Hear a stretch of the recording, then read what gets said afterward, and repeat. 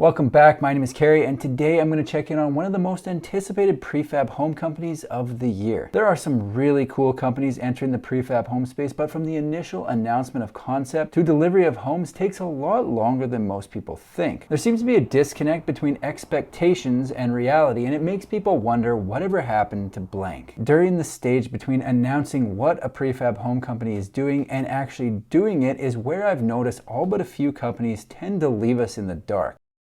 I get it, they're in the factories doing real work and probably don't think there's anything to update on, but if there's anything happening at all, we want to know about it. Lucky for us, a company a lot of people have been excited about by the name of Zennihome has been giving periodic updates, so it's time we see what is going on down in the Arizona desert. What I'm going to do is give you the latest on Zennihome, tell you what's changed, and let you know whether or not I think we'll be seeing homes in 2022.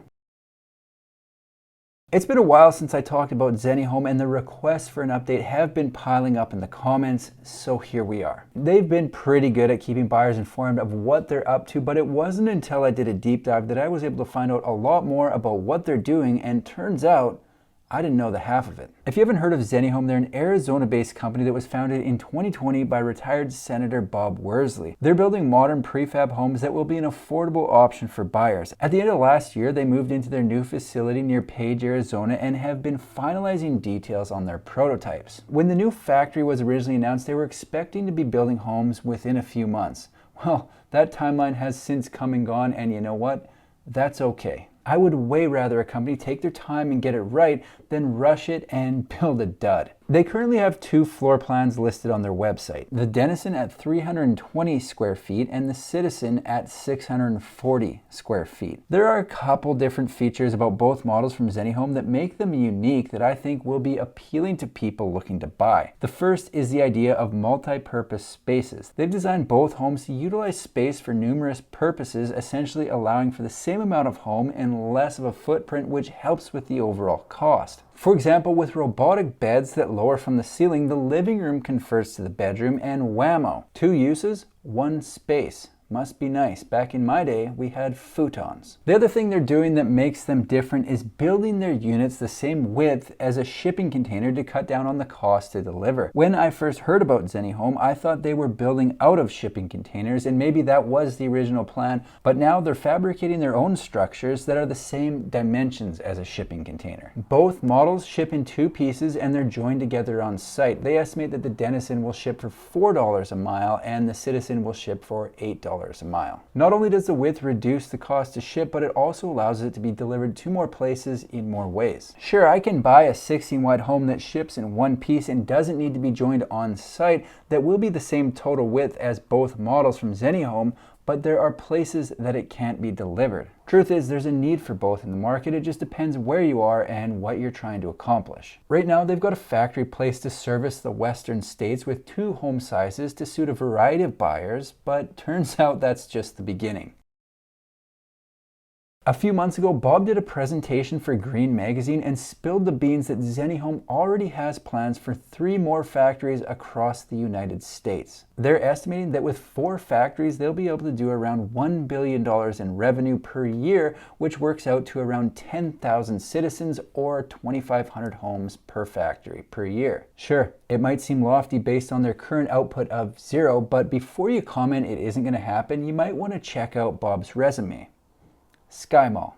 Ever heard of it? Each of the 4 factories is strategically placed to maximize the total amount of the country they'll be able to service, and based on the handy visual aid used in their presentation, the locations seem logical to me. I get a lot of comments from people in the eastern states wondering if there are any good options for prefab homes near and around them, because most of the US-based companies featured are closer to the West Coast. If you're one of those commenters, you'll be happy to know they do have a factory plan to service the eastern states, but no word on timeline. When you think about it, it does make sense why a lot of companies are choosing California, Nevada, and Arizona for their factories. It was mentioned the location of their current factory in Page is directly in the middle of a population of 80 million people between Salt Lake City, Phoenix, Denver, Albuquerque, Las Vegas, and the West Coast. That's a big market, and when combined with home prices in those markets, it's an opportunity to tackle a big problem in more ways than one. Zennihome will be offering 2 very cool looking modern single family homes, but what you might not realize is they're also going into multifamily. One of the first projects to come out of the factory is going to be a 90-unit apartment building in downtown Mesa made up of a combination of citizens and denizens 7 stories high with a grocery store on the ground floor. The building will have 18 units per floor, 12 citizens and 6 denizens. Really getting after it, aren't they? Committing to a 90-unit project before finishing the first prototype takes a level of confidence that gives me a level of confidence that they're going to deliver a quality product. I originally thought that project was called Zen City, but turns out Zen City refers to any project built by Zennihome over and above 1 unit. It's their multifamily division, if you will. The website says Zen City is our developer solution for multifamily housing 2 to 100 units stacked up to 7 stories. I think the big multifamily projects are cool, but what I'm really excited about is these small multifamily projects that could be used by regular people. They're calling it the missing middle between single-family homes and mid-rise apartments that include duplexes, triplexes, and fourplexes. All of them will be available from Zennihome. In the presentation, Bob said these 2 units become 2 Lego blocks, one size twice as large as the other, and you snap them together into different things. It's a very cool idea. Why I like this so much is because there is a concept that has become quite popular lately to make homeownership more affordable called house hacking, which would be possible with multifamily from Zennihome. The way it works is you buy a small multifamily like a duplex or 2 citizens from Zennihome, you live in one side, rent out the other, and the rental income helps offset the cost of home ownership. This is something I actually do, obviously not with a Zennihome because they aren't available yet, but the same logic applies and it does work very well. It's a way you could take something designed to be affordable and potentially make it more affordable.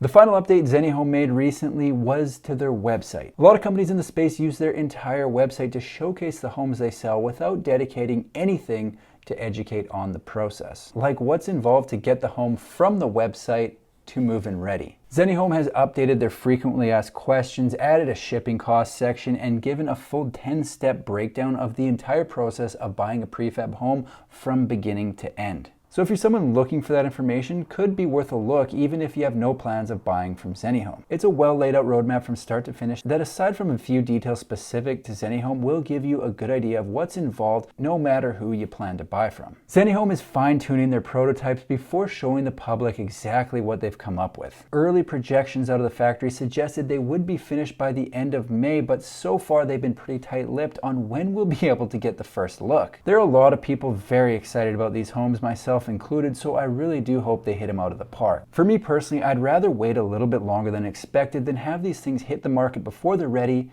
and flop. At this point, I'm just going to wait and see what happens with the timeline, but I do have a feeling we'll see something before the end of the year. These are homes I can't wait to see in person, but until that's available, I'll be following along with what they're up to and posting updates right here on my YouTube channel. That's all I've got for today. If you like manufactured home videos, make sure to subscribe to my channel because I've got new ones coming out every single week.